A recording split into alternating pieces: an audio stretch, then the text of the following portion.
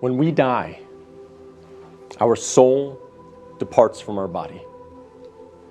And the soul goes on a journey that has many stages to it.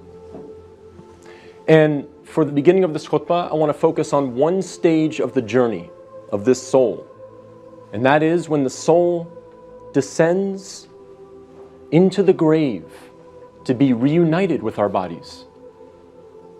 And when the soul is coming down, it witnesses the janazah, the funeral. And your body is laying there on the ground, wrapped up, getting ready to be buried. And you're descending and you're seeing this, and you're hearing it, you're experiencing it.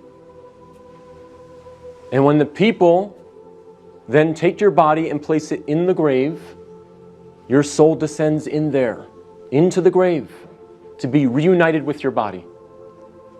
And then your loved ones, your friends who were there at your janazah, they will start shoveling dirt, start picking up dirt with their hands and placing it in the grave, throwing it on top of you, and you will feel it fall on top of you. And they will do this until you are completely covered up. And you will be there in the grave, covered up, and you will have consciousness. You will be alive. Not physically, obviously, but your soul will experience this.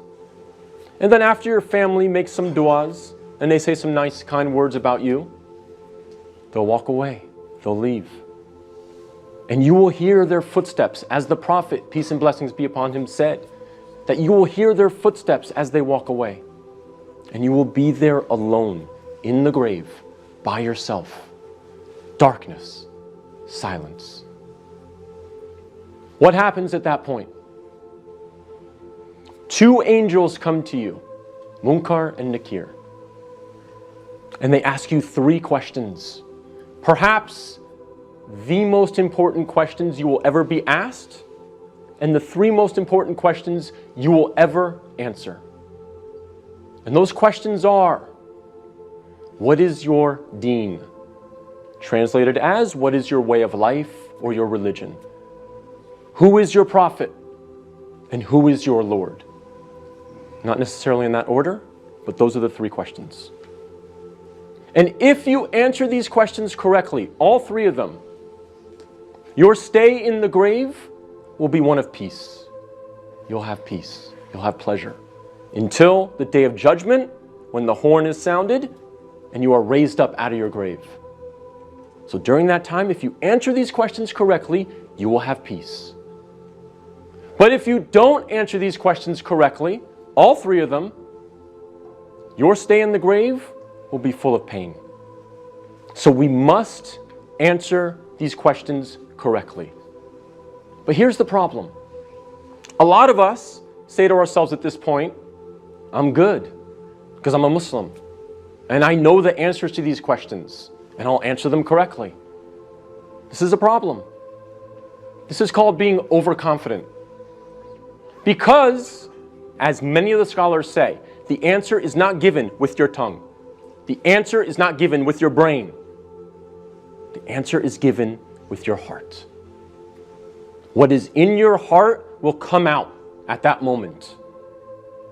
And so if you lived your life not praying, not striving to implement Islam, not striving to understand the Quran to the best of your ability, if you spent your life not really striving to be a Muslim, a true Muslim, trying to practice, then Islam really was not in your heart.